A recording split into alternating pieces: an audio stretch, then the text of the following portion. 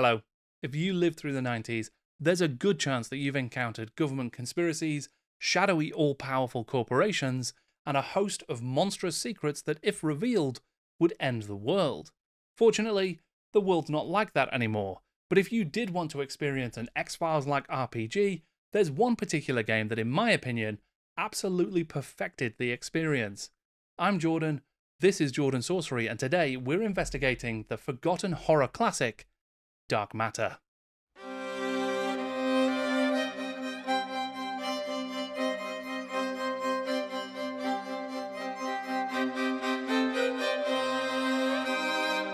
I like to explore the history of the games that mattered the most to me as I was growing up, and that still mean a great deal to me today. Very near the top of that list is a little-known game that had its roots in the dying days of TSR, that bloomed in the early Wizards of the Coast ownership, and which, despite being an award-winning work of genuine brilliance, wilted under the punishing sun of circumstance. Dark Matter was inspired by the same kind of alien abduction stories, conspiracy theories, secret society-laden mysteries, and cryptid-infested folktales that had informed the creation of the X-Files, and after that show had become a phenomenon, it was no surprise that there would be a rush to try and capture the same spirit for the tabletop. And whilst Dark Matter might not have been the first game to try and do so, it was certainly one that looked the best while doing it. The team that would assemble to research, write, design, illustrate, and craft the RPG books and fiction books that released as part of the Dark Matter line were all working at the highest possible level, and in my eyes, they produced a game that didn't just deliver a great gameplay experience, but it also captured its cultural context in a way that few other games have come close to. I am very pleased to say that some of the creative team behind Dark Matter and its stories have been generous enough to answer my questions about its development. But perhaps the most important question we should start with is how a company more famous for its dungeons and its dragons would be making a game about cryptids and conspiracies in the first place. Before we delve any further into the myriad mysteries of Dark Matter though, I just wanted to remind you that you can help the channel by liking this video, and if you've got the means and inclination, you can check out my Patreon via the link in the description below. The investigation of the whys and wherefores and where-hows and what-nows of Dark Matter has been a lifelong one for me. I first encountered the game in a Waterstones bookshop, where I pulled down the arms and equipment guide from the shelf and took a look at it. And it was kind of like I was a character in an H.P. Lovecraft story who had read some glyphs aloud for the first time and unleashed some sort of unknowable terror that reverberated in his own mind. I became possessed by this game. It was absolutely incredible. Just the feeling of the world that it created, the mysteries that it was all about, everything in that book was just written for me. But really, before we can start with the drama of Dark Matter, we have to end with the tale of TSR. A lot has been written and said about the slaying of TSR, but something that often gets lost amongst the disastrous business decisions, the warehouses full of Dragonstrike, and the oversaturation of the D&D market are the innovations that came in those final years, which, despite their quality, were often eclipsed by the corporate maneuvering. Dragonlance 5th Age was one such title, an attempt to offer a new, diceless approach to playing D&D. That noble effort was faced with a narrative apocalypse, the culling of D&D settings, and the decision to revamp D&D for its impending 3rd edition. I think Dragonlance 5th Age was a really interesting game, a narrative-forward version of D&D that tried something completely different. And it almost only could have happened during this really strange period in TSR's history. And if you want to find out more about that, you can watch my documentary all about it by clicking here.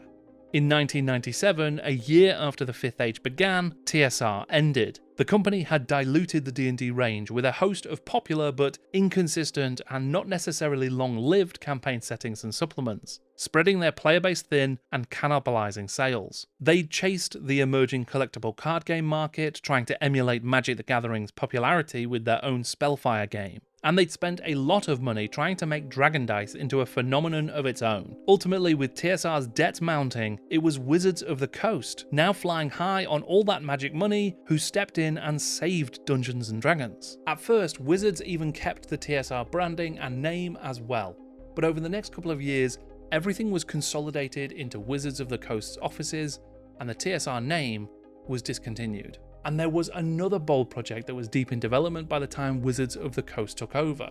One that would take the AD&D hub and spoke model of a core system surrounded and orbited by distinct campaign settings and supplements, and apply it not to fantasy, but to something brand new.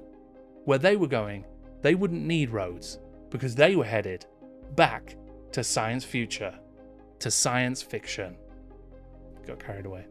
The Alternity role-playing game was designed to provide players with a robust set of mechanics and a set of core rulebooks that gave you everything you needed to play in any kind of science fiction setting you could imagine. To achieve this, the game was built around scalable technology levels. So if you wanted to tell a near-future cyberpunk story, you would have a lower technology level than if you were exploring outer space in planet-destroying capital ships. Important but not always necessary science fiction tropes were largely covered in the base game as optional rules. Things like psychic powers, cyberpunk body modification, space travel, net running, aliens, all of that stuff needed to be in the game, but modular enough so that GMs could flip a switch and remove it without causing any balancing issues or affecting rules negatively elsewhere.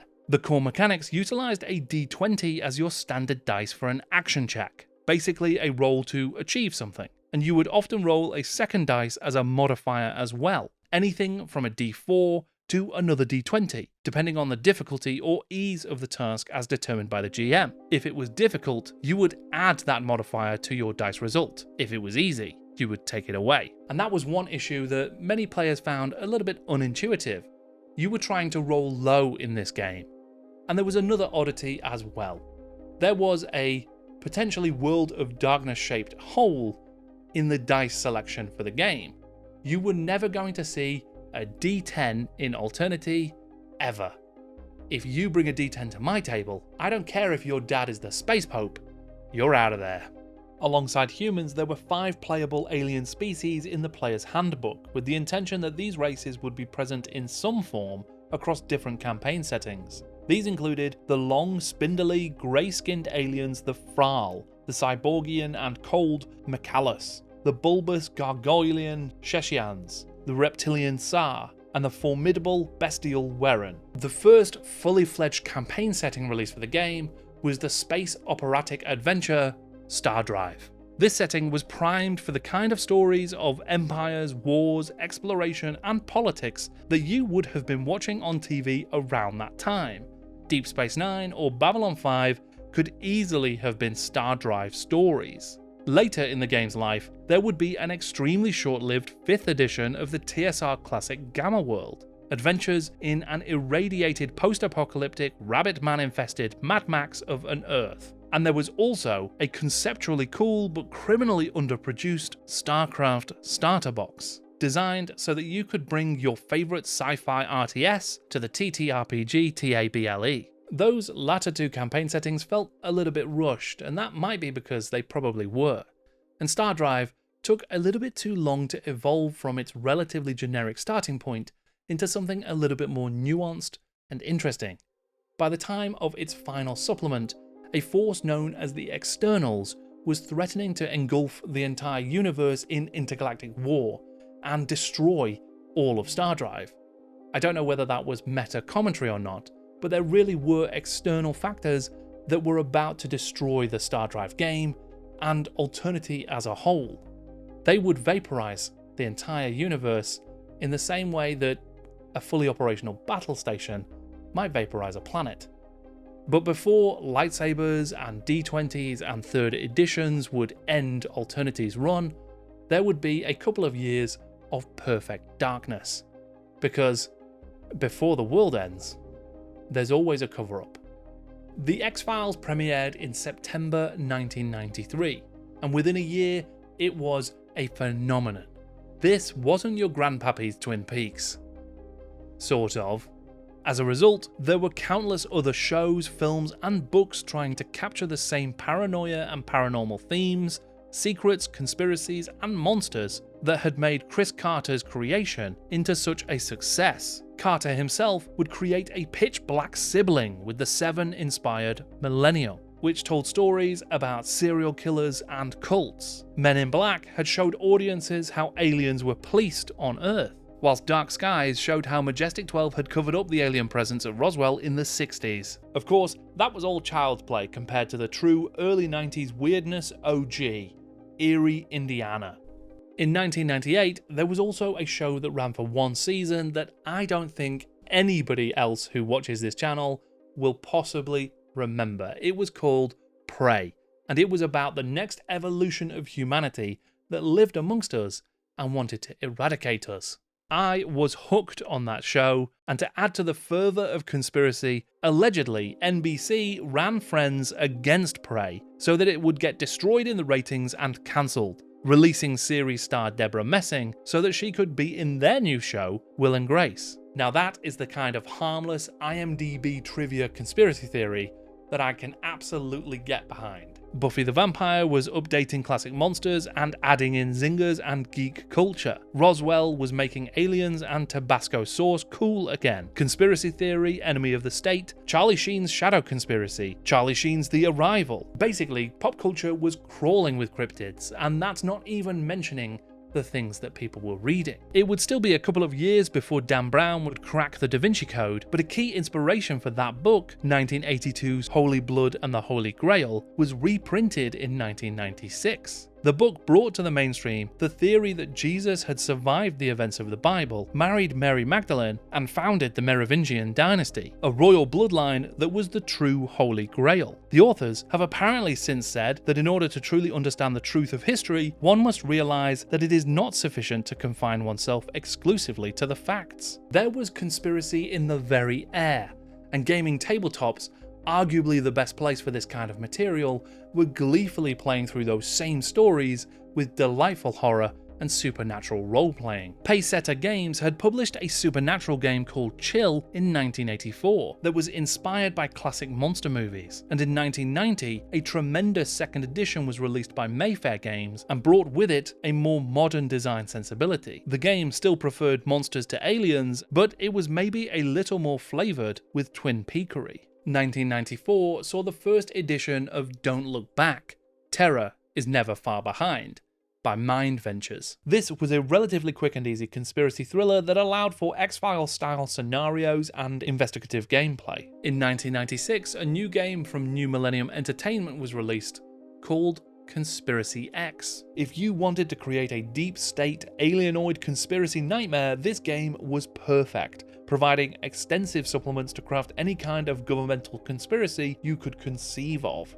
Delta Green, perhaps the gold standard for modern horror RPGs, was released in 1997. The game takes the alphabet soup of US government agencies and conspiracies and mixes it up with X-Files brilliance, along with something terrible and unique, the Cthulhu mythos. A contemporary exploration of the aftermath of H.P. Lovecraft's stories, with plenty of quality espionage and conspiracy trappings, have made Delta Green a perennial favourite, and the organisation around which the game is based, the quasi-governmental agency Delta Green itself, was actually created in a Call of Cthulhu fanzine a year before the X-Files even hit TV screens.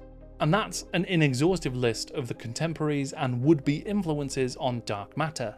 So it's definitely true that there was already some pretty heavyweight competition in the realm of paranormal conspiracy role-playing and malign extraterrestriality. But perhaps there was also another truth. The market was out there. Dark matter lies at the intersection of three genres: fantasy, the genre of our dreams; science fiction, the genre of our future; and horror, the genre of our fears. The dark matter campaign setting combines all three in a potent brew of the paranormal and the paranoid. Or put another way, if you've come here looking for truth, you've come to the wrong place. If you've come here looking for possibilities, welcome, friend. That's how the two authors of Dark Matter introduced their new game of conspiracy, horror, and investigation. Meanwhile, in 1999, with the arrival of the game, Wizards described it by saying that all that you see is not all that there is. Dark Matter was designed and written by Wolfgang Baur and Monty Cook. Baur had been working at the Duelist magazine for Wizards of the Coast, and had moved into the design team to work on new RPG development. Cook, meanwhile, had been working with TSR for several years, including on several Planescape products. Whilst many of his recollections of working on the game 25 years ago have since been deleted, redacted, or otherwise abducted, Baur did tell me that researching conspiracy content in the 90s was quite a huge lift. And that's partially because the internet that we know and love, or at least tolerate today, was very different back then.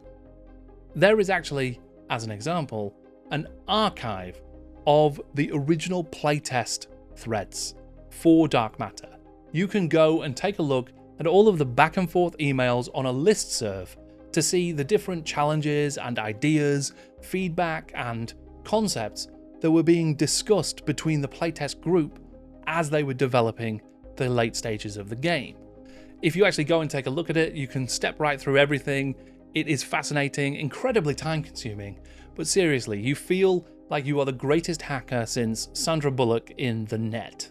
Amongst the extensive discussions and sharing of weirdness from around the world, there is everything from fixing issues with the progression levels for mind-walking PCs to the nature of the legal disclaimer that should be included at the front of the book. After all, you don't want anyone suing you because the book told them that their neighbour was an alien. There's even stuff about prospective products and content ideas for Dragon magazine as well. Whether this kind of open and online feedback process was the norm at the time and done for all kinds of role-playing games, I just don't know. It speaks to me of how Alternity and Dark Matter seem to be children of the new. They were caught in this transitionary period as the internet became something far more powerful and part of everyday life. Alongside Baur and Cook, there was a top-flight group of designers, developers, and artists from across the combined TSR and Wizards team. Amongst them were Rich Baker, Bill Slavicsek, Andy Collins, Sean Reynolds, JD Weicker, Jim Butler, Bruce R. Cordell, Chris Pramus, and Rich Redman.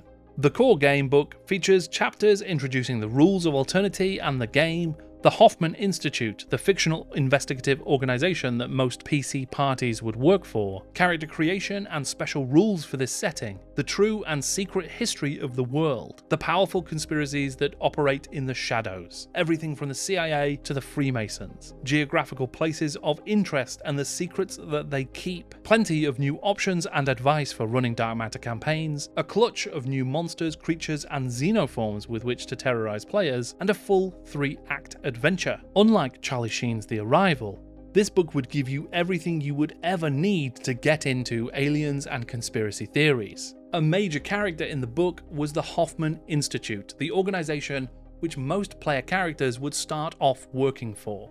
The Institute was founded in 1917 by Dr. Itoshiro Nakami and funded by Thomas Hoffman, with the mission to investigate the rising dark tide and increasing cases of high strangeness that had been observed around the world. Nakami himself is a mysterious figure who may in fact not be of this earth at all, but the Institute's aims typically seem to be on the side of the good. Though, like any organisation of a particular scale, the Hoffman Institute has become swamped in the bureaucracy of case file reference numbers, overlapping departmental responsibilities, and obstructive mid-management. And that's before you throw in the top secret research, military-grade extraterrestrial R&D, and paranormal mandatory training. As much inhuman resources as human resources. The various alien races from the Alternity core books would all be present in Dark Matter in slightly more understandable forms. For the most part, the Thrall were restored to their likely inspiration in the first place, the little grey men who visited the Earth in times past. The cyborg Mechalus were reimagined as the Sandmen, a nigh unkillable race of alien bounty hunters who may know more about humanity's future than they let on. The Sheshian may well be the Mothmen, whilst the Tsar became the Kinori, an ancient civilization of subterranean reptiles, and the Weren were the yetis of folktale and yore. The book included fast play rules and pre-generated characters and an introductory adventure as well, so that you could start playing straight away. It would see the PCs stranded in a snowbound petrol station, where there was some kind of creature running amok.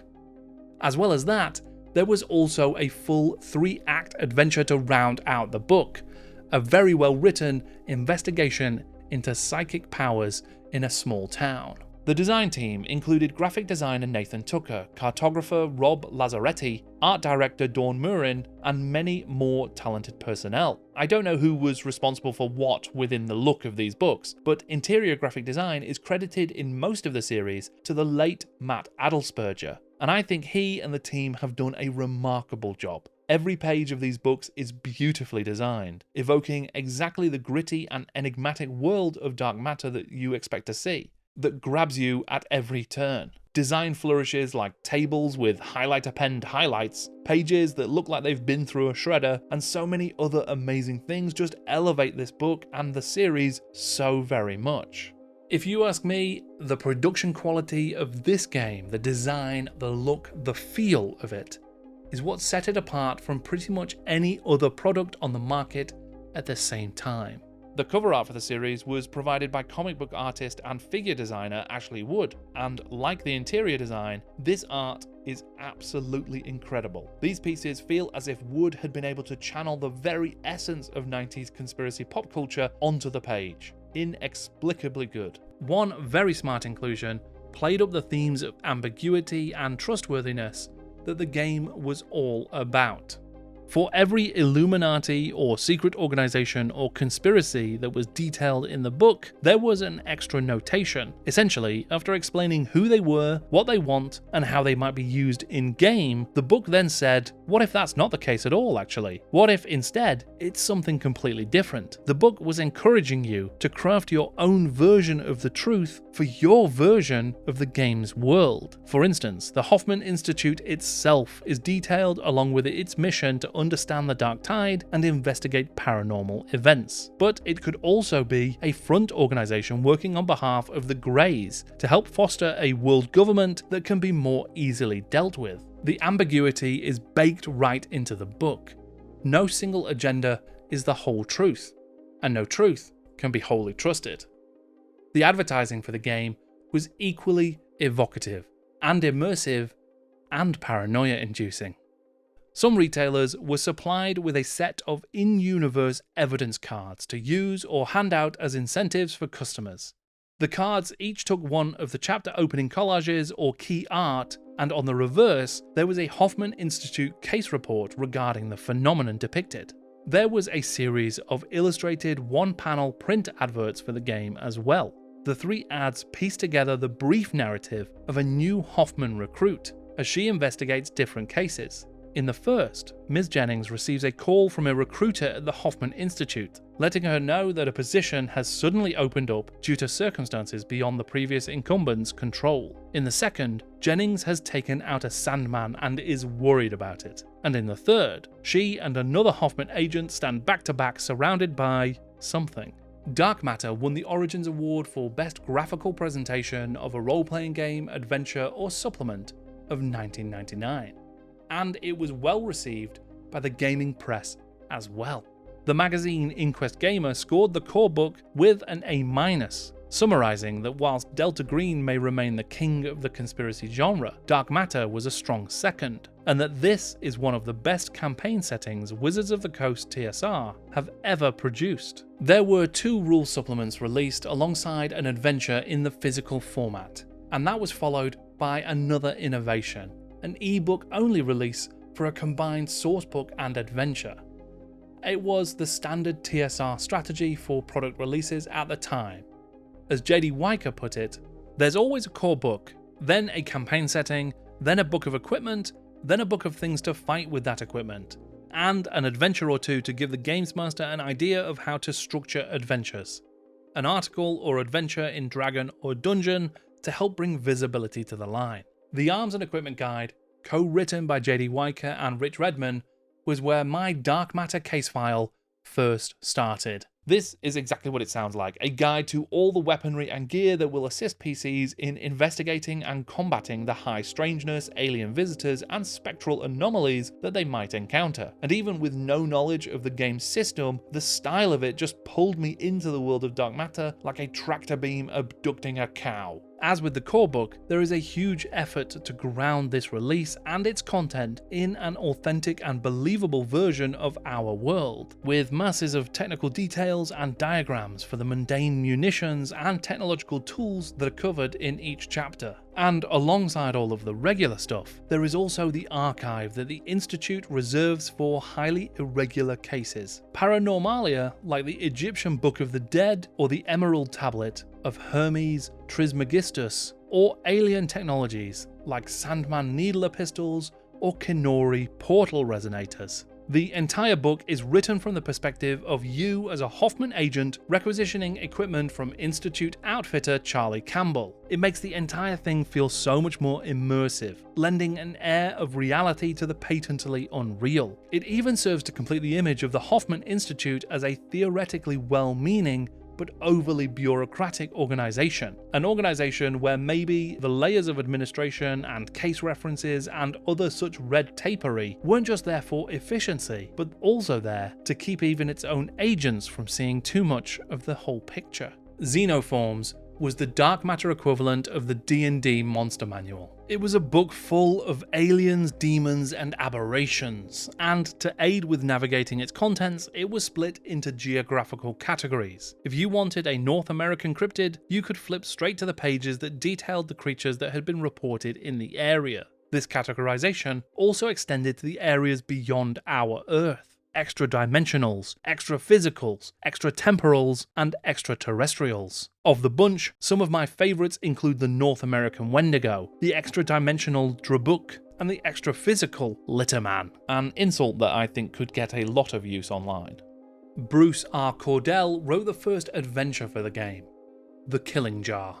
The adventure is centered around the 1960s Mothman sightings at Point Pleasant, and inspired by Cordell's own experience working in a biopharmaceutical lab. Things escalate from folktale to conspiracy to freakout in no time at all. It is a perfect adventure for the game, featuring the classic hallmarks that you would expect to find in an X-Files episode or a dark matter novel. Cordell even created websites for the fictional companies detailed in the adventure, and an auto mailer that you could contact and receive an email response from one of the bad guys. I visited those sites and emailed that contact way back at the time, but in research for this video I tried to access them again, and unfortunately they were all long gone. Another example of the conspiracy getting away clean.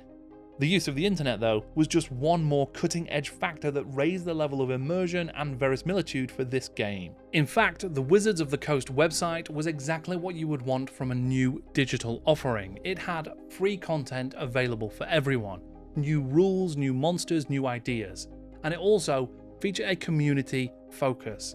You could submit your own adventure and have it hosted right alongside the official material. The launch of the Wizards of the Coast web store would be complemented by the release of a dark matter adventure, the final supplement that was created for the game, The Final Church. The Final Church is a conspiracy of cultists, demon worshippers, and downright ne'er-do-wells who actually don't even realize that they are all working in league with one another. This concept always struck me as brilliant. It allowed any and all cults and conspiracies and groups that you want to use in your games to exist independently and completely separately. But somewhere, someone, somehow is pulling the strings in the background to progress an even more nefarious scheme. The supplement was presented in two parts. First, an exploration and explanation of the church, its plots and its plans, and how it has played a manipulative part in human history. The background and new rules were written primarily by Chris Pramis, whilst J.D. Weicker provided the second part of the book, a 3-act adventure called Web of Evil. The book strives to make clear that not all terrible human behaviour can be explained away by the actions of the final church, such as when it notes that mankind led itself into the horrors of the Second World War. There is also a well-worded note at the start of the book to make it clear that real-world Satanists are not the villainous cultists depicted in the game, a clarification that Weicker was very keen to include, having done extensive research into Satanists and cultists in preparation for the book. The long-running TSR magazines Dungeon and Dragon would both provide extensive support for Alternity and Dark Matter over the course of their run. The old TSR sci-fi magazine Ares had been resurrected as a new section under which the Alternity content was produced. This would include new rules, new creatures, adventure hooks, entire new scenarios, even a solo adventure that were all added to the game. One particular favourite of mine was a series of creatures drawn from urban legends, written by J.D. Weicker. It included alligators in the sewers that had grown to monstrous proportions, and the hook-handed man, and it gave them all real intrigue and menace. Most issues of Dragon also included a set of transmissions, player handouts and prompts that could inspire a new adventure. Many were Photoshop pictures or illustrated images that might spark a new idea. Very fun stuff. For many years, I thought that was all of the Dark Matter RPG content that had ever been released.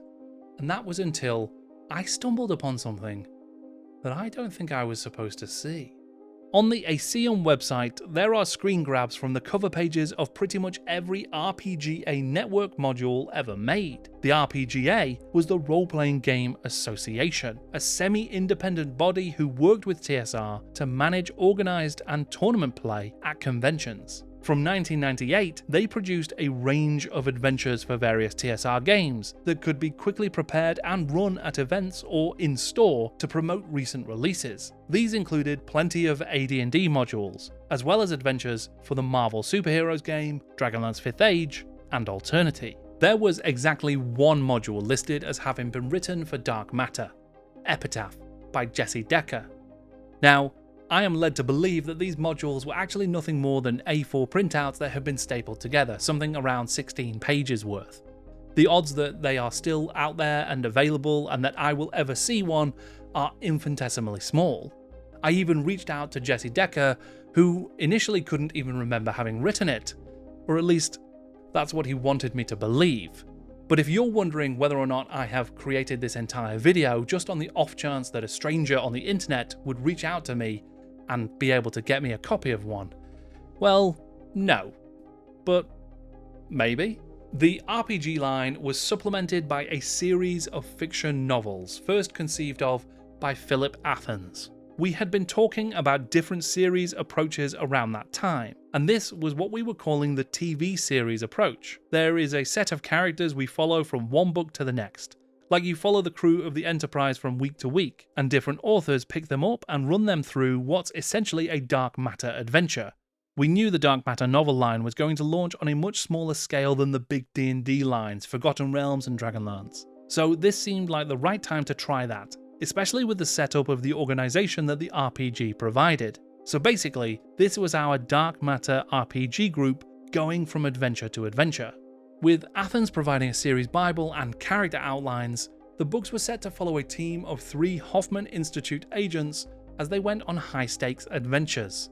The team was initially led by Nagan, a Tibetan refugee who had mastered meditative mind-walking techniques. A friend of Nagan's was the silver-tongued Michael McCain, who preferred the nickname Fitz. Fitz looked eerily familiar, perhaps with a hint of JFK to him, maybe more than a hint. And then there was Gene Meara, a decorated and efficient alcohol, tobacco and firearms agent with a no-nonsense attitude and a low tolerance for spooky hijinks. The first novel was by Gary A. Braunbeck, and it followed the formation of this new Hoffman team as they investigated the disappearances of homeless people in Washington, D.C. Athens' description of the series and this first book feels incredibly accurate. They really were terrific, starting with the highly bizarre first book that Gary Braunbeck wrote whilst recovering from near-fatal injuries. It's just this insane, drug-fueled nightmare that kicked the series off in the most un-D&D novel way. The next book in the series was the first of 2 written by Don Bassingthwaite. If Whispers Call was a good old-fashioned ghost story taking place in the so-called most haunted cemetery in America, Bachelor's Grove near Chicago. In Fluid Silence was the 3rd book in the series, taking the investigators into the heart of a neo-Nazi conspiracy and the machinations of the Fuel Society. This novel was written by an author called G.W. Turper, an author whom I could find very little about for many years. In fact, they had only 1 credit to their name, this book? This is a mystery we'll come back to in a moment. Monty Cook himself wrote the 4th book in the series, Of Aged Angels. This novel reads like a pre-Da Vinci Code Da Vinci Code, taking the same inspiration from Holy Blood and the Holy Grail, and seeing the team follow clues around the world to discover the secret of this sacred bloodline. Cook also wrote a short story set in the dark matter world, Born in Secrets, which was published in the TSR fiction magazine Amazing Stories. That short story actually dealt with a mimetic virus that passed from the written word through the internet, a sort of techno-sardico. And then there was that 5th and final story, the 2nd book written by Bassingthwaite, a story that would take the team to the brink of madness. By Dusk Consumed was never released in a physical format. Like The Final Church, it was only made available electronically through the web store. At the time, I printed out every page, and people said I was crazy. So what was all of that about G.W. Turper? Well, there was another string to this mysterious bow. In that 3rd book, the one that Turper had written, there was a listing for a 6th book in the series, All Virtue Lies, to be written by G.W. Turper as well and released in 2002. That book never materialized, and in fact, the only reference to that book is in that one G.W. Turper 3rd book in the series. So, who was this person? What was that book? Well, like I say, for many years, there was no information, but fortunately, I was able to find out the truth of the matter from Philip Athens. I wish I could have written All Virtue Lies, but ultimately the Dark Matter books just did not sell past whatever magic number was in place at the time, and the axe came down. I was sad to see it go, but by that time the battlefield behind me was scattered with the corpses of series that didn't find an audience, or at least didn't find an audience fast enough. I had the whole outline written, but hadn't actually started on the book when it was killed. All Virtue Lies would have taken our heroes to Tibet to meet the Yetis. I'd read Lost Horizon by James Hilton right around that time, and All Virtue Lies was going to be my twisted version of that. And to that, Athens added another note. For what it's worth, the name G.W. Turper stands for, guess what? This is really Philip Athens. Alternity's fate may well have been sealed from the moment it was released. It lasted for just 2 years. As J.D. Weicker recalls, there were already internal factors that were making it seem like a 2nd edition was necessary. Namely, that firearms were too weak and armour was too strong, making high technology settings like Star Drive nearly impossible to balance. Fights were like the long big punch-up, they just never seemed to end. But, unfortunately, a 2nd edition was nearly unthinkable because of what was right around the corner. Dungeons & Dragons 3rd edition was still in development, but was going to the printer soon. Wizards had invested a lot of its strategy in establishing the D20 system as the standard for its RPGs, and a lot was riding on whether or not the flagship products, the Player's Handbook, Dungeon Master's Guide, and the Monster Manual did well. Alternity and Dark Matter, if they proved to be viable, would be in direct competition with and opposition to that initiative. That pretty much ruled out Alternity getting a 2nd edition anytime soon. But that wasn't all.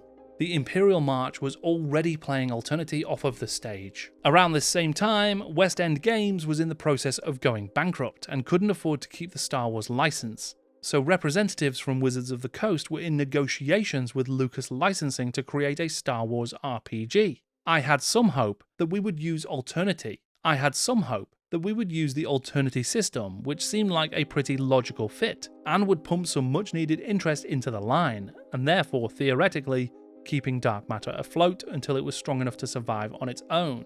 But again, Wizards was committed to making the D20 system their official house system, so there was just no way we were going to pitch Alternity to Lucas Licensing when we had the much more familiar and newly improved Dungeons & Dragons to show them instead. The short version of that is that we all started to see the writing on the wall fairly early, with "it's not the D20 system" being the main message. And so, in the year 2000, Alternity and Dark Matter with it were cancelled.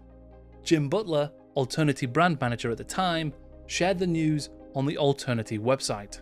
The legacy of Alternity lives on in the new D&D rules. Many of the important lessons learned in developing Alternity, like the importance of a standardized core mechanic, The use of a flexible skill system and an emphasis on balance at all power levels have been carried over to the D&D development effort. In this sense, the new edition of D&D is a hybrid of the classic Dungeons & Dragons game and the modern Alternity rules. We will be referring to this foundation in the future as the D20 system, a game that is neither fantasy nor science fiction, but has the potential to be used for both kinds of role-playing successfully. That industry-leading website full of web-enhanced content was shut down, but not before Wizards bestowed the title of official Alternity website onto Alternity.net, a fan site. That is a brilliant resource that continues to provide support for the game even now, thanks to the dedication of some brilliant fans. It was also given permission to republish some of that early free content without the art, so that new generations of Alternity players could keep accessing it. That website was not the only part of Dark Matter that would outlive Alternity though. With Wizards now all in on their new D20 system, there were a range of releases designed to provide a framework for pretty much any era or style of play, one of which was D20 Modern, a game that was supposed to enable everything from Shadowrun style urban fantasy to Buffy the Vampire style action horror. In the D20 Modern Menace manual, you would find a few familiar faces from Dark Matter, most notably the Hoffman Institute.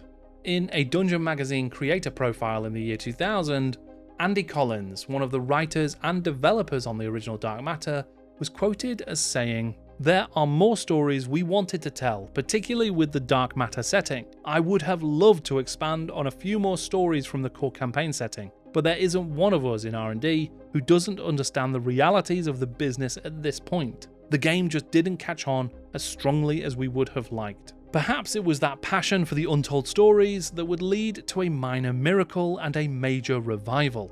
In Dungeon Magazine 108, released in March 2004, 4 years later, Andy Collins, with editor Eric Mona, would put together a surprisingly expansive, updated conversion of the Dark Matter Fast Play game for use with the D20 system, in a new article called Dark Matter Shades of Grey. The article retained the look and feel of the original game, and even featured new art by Ashley Wood, though there would be new character archetypes that more closely resembled the D20 Modern House style. Given the high praise that Dark Matter received during its short lifespan, the effectiveness of its design, and the passion that it inspired in Andy Collins and this guy, you might not be surprised to learn that Wizards expanded D20's Dark Matter Shades of Grey into a full D20 campaign system. Hooray, we thought. Dark Matter lives. We were wrong. You see, it's almost as if there were shadowy puppet masters working their shadowy ways in the shadowy shadows. Because when Dark Matter D20 was released, it would be the final supplement for the D20 system. Almost immediately after it came out, the entirety of the D20 Modern line was ended. What don't they want us to know?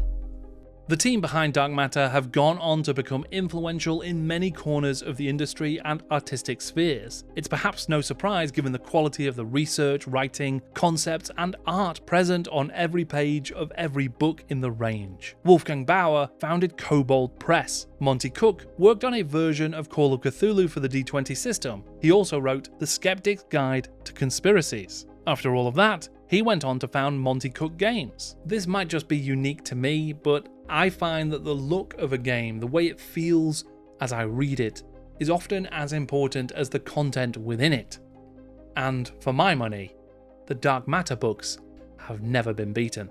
Reflecting on whether the game was ahead of its time, Bruce R. Cordell said, "TSR and Wizards hadn't really leaned this far into the genre before. Without the modern social media environment where things can get a lot more exposure, sure, I guess the game was ahead of its time in that sense. Also, given the imminent release of 3rd edition, Dark Matter and the Killing Jar was overshadowed. Maybe if it had come out a few years before or after 3rd edition, or if it had come out after social media had matured, it'd have made a bigger splash." Whilst thinking about the relevance of Dark Matter today, JD Weicker added, "I'd actually say it was almost perfectly timed for the zeitgeist of the late 1990s. We had the X-Files and Millennium in popular culture, and conspiracy theories leaned toward the more fanciful and entertaining. Good stories to tell, but nothing with any hostility. Speculation about the true nature of Area 51 or the moon landing is fairly harmless. Conspiracy theorists now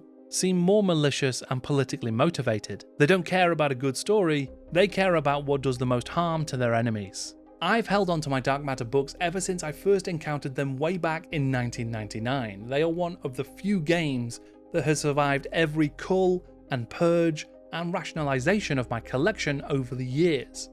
It was actually many years before I even ran a dark matter campaign, but when I did, I planned it as meticulously as if I was one of Charlie Sheen's Navy SEALs. It was terrific fun. Dark matter has always been just a game. Just a story, just a product for Wizards of the Coast and TSR before it.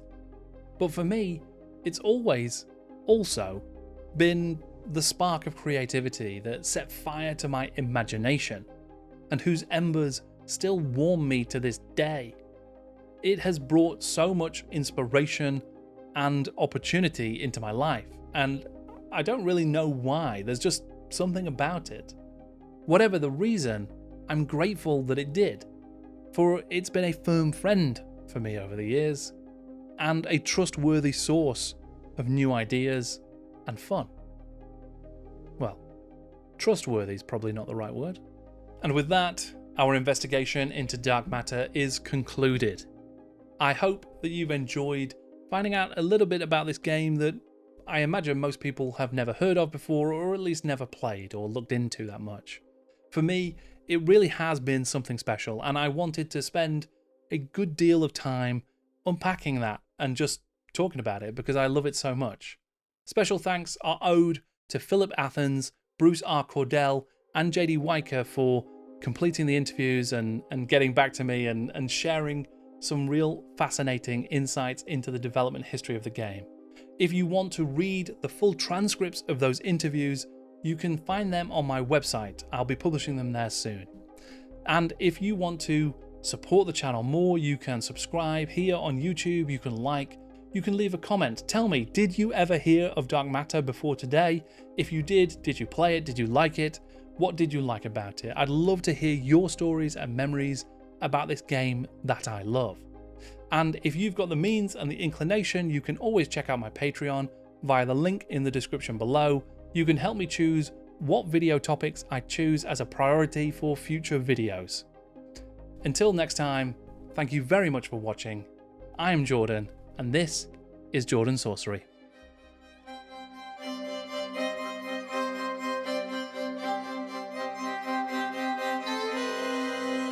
At the back of the Dark Matter core book, there is an extensive list of inspirations, including a recommended watch list of movies. I have recreated that list at Letterboxd, and you can access it via the link in the description below.